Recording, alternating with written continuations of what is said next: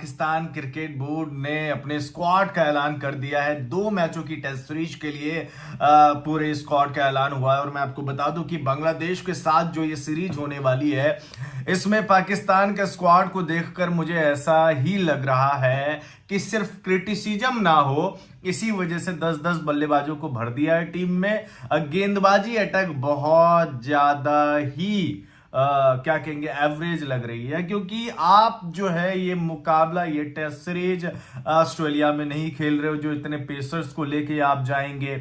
आपके पास एक specialist spinner के तौर पे सिर्फ और सिर्फ एक ही बंदा है और उसका नाम है अबरार अहमद। उसी से आप 50 ओवर डलवाना, क्योंकि आगे तो मुझे कुछ नहीं दिख रहा है। देखिए बॉलिंग में नसीम शाह है आपके पास, शाहिनशाह अफरीदी है, मीर हमजा है, खुर्रम शहजाद है और आमिर जमाल। ये 5 ऐसे तगड़े बॉलर को आपने रावलपिंडी के विकेट के लिए लिया हुआ है। कोई सेंस ही नहीं बनता है, कोई सेंस ही नहीं बनता है भाई। स्पिन अटैक में आपने सोचा है कि अबरार अहमद से तो बॉलिंग करवाएंगे ही करवाएंगे, साथ में आगा सलमान से भी बॉलिंग करवा लेंगे, सौद शकील से भी फिकवा लेंगे और बाबर भाई भी बॉलिंग कर ही देते हैं, इनसे भी 2-4 ओवर डलवा लेंगे। जबकि यहां पे मेहरान मुमताज की जगह बननी चाहिए थी। मेहरान मुमताज को अगर आपने 2 टेस्ट मैच अपने घर के लिए लिए होते तो ज्यादा बेहतर और सेंस ज्यादा से बेहतर लगता ये चीज, कोई सेंस बनता इस बात पे।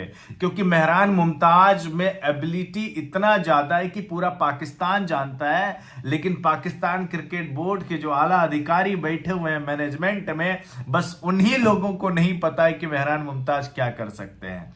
ठीक है, अब दूसरी बात यह आ जाती है, बल्लेबाज तो आपने भरा हुआ है। रावलपिंडी में जिसका एवरेज ही 146-145 का हो, उसको टेस्ट मैच में नहीं लिया, जिसका नाम है इमामुल हक। उस बंदे को ओडीआई से ड्रॉप करना चाहिए था, क्योंकि हालांकि ओडीआई में भी उनका बहुत अच्छा खासा एवरेज और रन्स रहे हैं, लेकिन चूंकि इंटेंट टेम्परामेंट की बात होती है तो व्हाइट बॉल फॉर्मेट से इमामुल हक को हटाना चाहिए। तो भाई साहब ने उनको जो है रेड बॉल से ही किनारा कर दिया, इमामुल हक को रेड बॉल से ही हटा दिया है कि भाई तुमको हम टेस्ट में नहीं ले रहे हैं। मोहम्मद हुरैरा को जगह मिलना चाहिए था और वो मिला भी है, लेकिन सैम अयूब को क्यों लिए हो, ये मेरी समझ से बाहर है, ये मेरी समझ से बाहर है। यानी कि अगर आप 2 नए ओपनर के साथ जाएंगे बांग्लादेश के साथ, दोनों फ्लॉप हो गया तो चलो अब्दुल्ला शफीक आपके पास है और बाकी के खिलाड़ी भी हैं, लेकिन यार इमामुल हक की कहीं ना कहीं जगह तो बनती थी।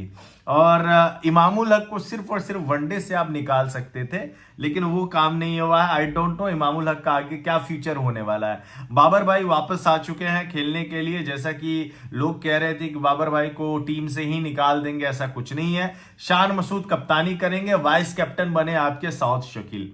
छोटा डॉन को जो है बनाया गया है वाइस कैप्टन, जो कि सही भी है और मेहनत का भी उसका फल भी है।